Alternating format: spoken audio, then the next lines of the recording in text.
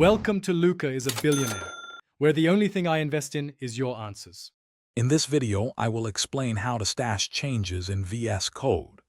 Stashing is a powerful Git feature that lets you temporarily save your uncommitted modifications, giving you a clean working directory. This is incredibly useful when you need to switch branches or pull updates without committing incomplete work. We'll cover the basic steps to stash your changes and keep your development flow smooth and organized. To stash your changes, navigate to the Source Control view in VS Code. You'll see a menu, click it and choose Stash Changes. A prompt will appear, allowing you to add a descriptive message. This message helps you remember what was stashed, especially if you have multiple stashes.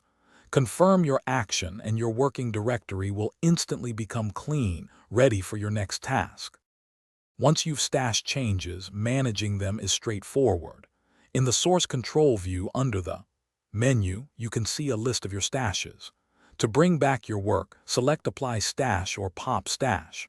Applying keeps the stash available, while popping applies the changes and then removes the stash from the list.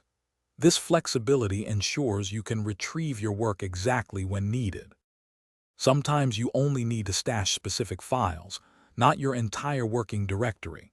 VS Code allows this granular control. In the Source Control view, simply select the files you wish to stash. Right-click on the selected files and choose Stash Changes. This keeps your other uncommitted changes intact.